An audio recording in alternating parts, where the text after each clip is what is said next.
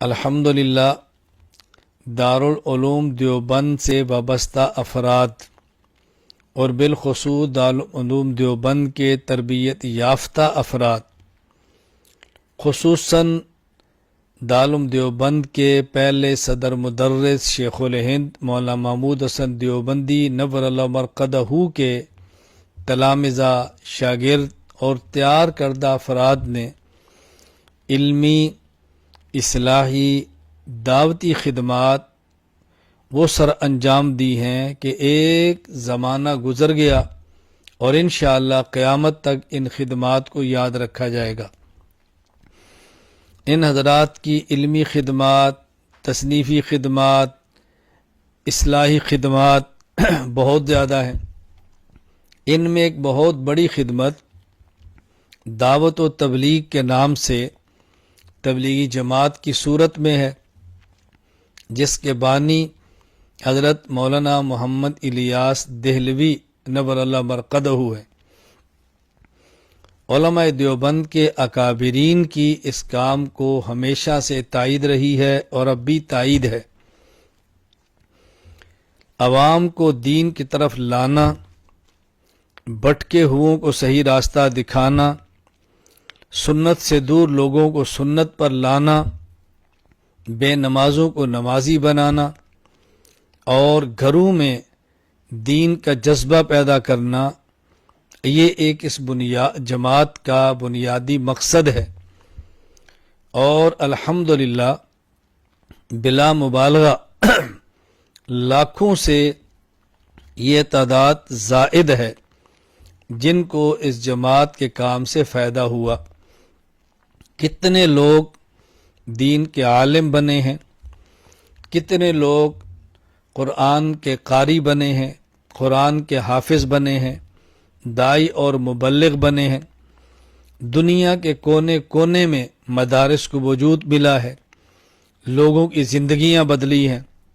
بہت بڑا کام ہوا ہے۔ اللہ تعالیٰ اس کام کو قبول فرمائے، نظر بد سے محفوظ فرمائے۔ کسی بھی جماعت کے بعض جزئی افکار سے اختلاف الگ بات ہے، کسی بھی جماعت کے طریقہ کار سے کسی قدر اختلاف الگ بات ہے، لیکن مجموعی طور پر ان پر رد کرنا یہ الگ بات ہے۔ ابھی تبلیغی جماعت پر ایک اعتراض لگایا گیا ہے کہ ان کے عقائد درست نہیں۔ تبلیغی جماعت کے عقائد بحمد اللہ تعالی درست ہیں اور شریعت مطہرہ کے مطابق ہیں، شرک سے بری ہیں، کفر سے پاک ہیں، بدعات سے اجتناب ہے۔ الزام لگایا گیا کہ تبلیغی جماعت کا دہشت گردی سے تعلق ہے۔ تبلیغی جماعت کا دور دور دہشت گردی سے تعلق نہیں ہے۔ تبلیغی جماعت تو امن کی دعوت دائی ہے، سلامتی کی دائی ہے، فرقہ واریت سے پاک ماحول کی دائی ہے۔ تبلیغی جماعت تو بلا شک و شبہ ان معاملات سے نہایت دور ہے۔ دہشت گردی سے اس جماعت کا کوئی تعلق نہیں۔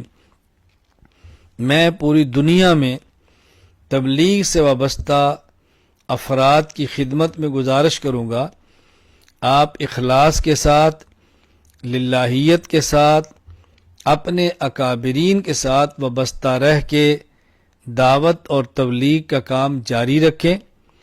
مخالفانہ پروپیگنڈے سے آپ پریشان نہ ہوں اور ایسی فضا میں قطعاً سلامتی کا راستہ نہ چھوڑیں، بلکہ اپنے اعمال کو، اپنے معمولات کو جاری اور ساری رکھیں۔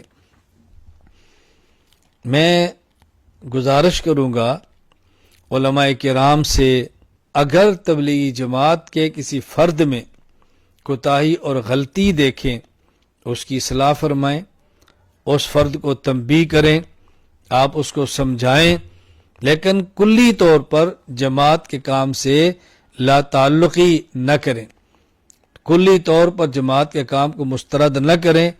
اس کام کی محنت سے بحمد اللہ تعالی بہت بڑی تعداد کفار کی مسلمان بنی ہے اور مشرکین کی موحد بنے ہیں، مبتدع اہل سنت بنے ہیں، دین سے دور لوگ دین پر آئے ہیں، مدارس آباد ہوئے ہیں۔ اللہ تعالی ہمیں اس کام کی قدر کرنے کی توفیق عطا فرمائے، اللہ تعالی نظر بد سے محفوظ فرمائے۔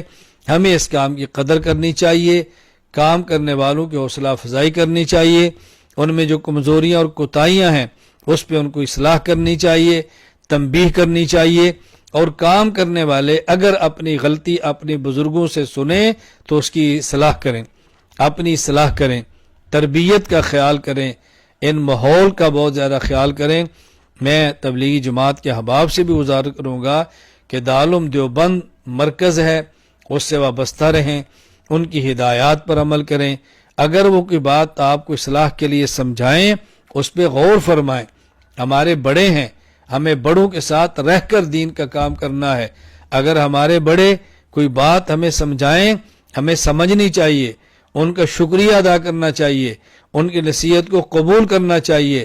بڑے ڈانٹ بھی دیں تو ڈانٹ کو سن لینا چاہیے اور اس پہ خوش ہونا چاہیے کہ کوئی ہمارا بڑا ہمارے سر پہ موجود ہے جو ہمیں ڈانٹتا ہے اور ہمیں سمجھاتا ہے۔